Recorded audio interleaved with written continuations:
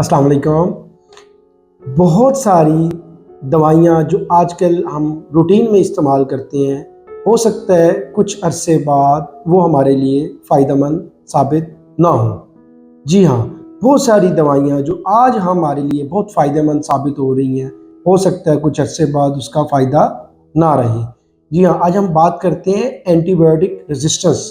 ये क्या चीज़ है, क्यों पैदा हो रही है और बहुत सारी दवाइयाँ जो अभी हम इस्तेमाल कर रहे हैं, उसके लिए ये ख़तरनाक है। मैं हूँ डॉक्टर सुहेल, आपकी सेहत का दोस्त, और आप देख रहे हैं मेरा वीडियो चैनल।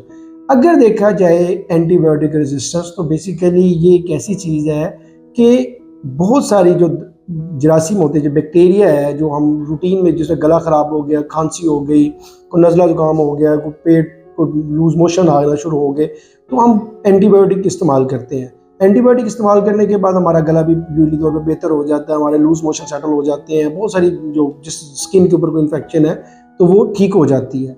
लेकिन हो क्या रहा है कि इसका बेदरेग इस्तेमाल हो रहा है। हम लोग बग़ैर सोचे समझे एंटीबायोटिक का इस्तेमाल कर रहे हैं, जिसकी वजह से जो बैक्टीरिया होता है, जो जरासीम होता है, वो उसके ऊपर अब वो दवाइयाँ जो रूटीन में यूज़ हो रही हैं, बार बार यूज़ हो रही हैं, वो जो बैक्टीरिया है वो रेजिस्टेंस उससे हो रहा है। वो जो दवाई आज फर्ज करें कि उसके ऊपर यूज़ हो रही है, लेकिन वो इतनी मैसिवली यूज़ हो रही है बगैर किसी सोच के, बगैर किसी की ये ज़रूरत भी है या नहीं, तो वो बार बार यूज़ होके वो बैक्टीरिया रेजिस्टेंस काज़ कर रही है, जिसकी वजह से जो हो सकता है कुछ अरसे बाद वो एंटीबायोटिक बैक्टीरिया इतना रेजिस्टेंस हो गया है। आजकल बहुत सारी एंटीबायोटिक के जरासीम जो रेजिस्टेंस हो गया, उनके ऊपर असर नहीं करती। हो सकता है कुछ अरसे बाद हम इतनी बेदरेगी से अगर इस्तेमाल किया जाए, तो जितनी भी एंटीबायोटिक है वो सारी की सारी बैक्टीरिया जो है वो इससे रेजिस्टेंस हो जाए, लिहाजा वो दवाई जो आज हम यूज़ कर रहे हैं, हो सकता है कुछ अरसे बाद वो दवाई हमारे किसी काम की ना रहे, क्योंकि वो एंटीबायोटिक रेजिस्टेंस हो रही है। और इसकी जो बुनियादी वजह है वो हमारे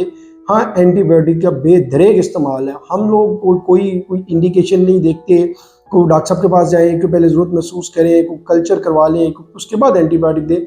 हम लोग जाते हैं मेडिकल स्टोर के ऊपर, वो एंटीबायोटिक ले लेते हैं, अगर नहीं फ़र्क पड़ा शाम को जाके एक और एंटीबायोटिक ले ली।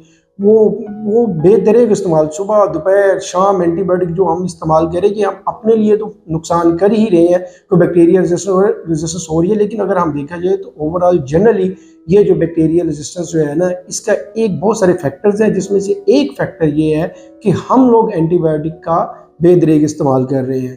तो आज की वीडियो बनाने का मकसद है कि आपने ये नहीं करना कि बीमारी हुई है या नहीं आपने एंटीबायोटिक ले लेनी, ऐसा नहीं करना। आप पहले अपने डॉक्टर साहब के पास जाएं, पहले ये देखिए कि आपको एंटीबायोटिक की ज़रूरत है भी है या नहीं। अगर एंटीबायोटिक की ज़रूरत है तो आप एंटीबायोटिक लें, अगर नहीं ज़रूरत तो आपको एंटीबायोटिक ना लें। आज की वीडियो के लिए बस इतना ही, मिलते हैं नेक्स्ट वीडियो में। शुक्रिया, अस्सलाम वालेकुम।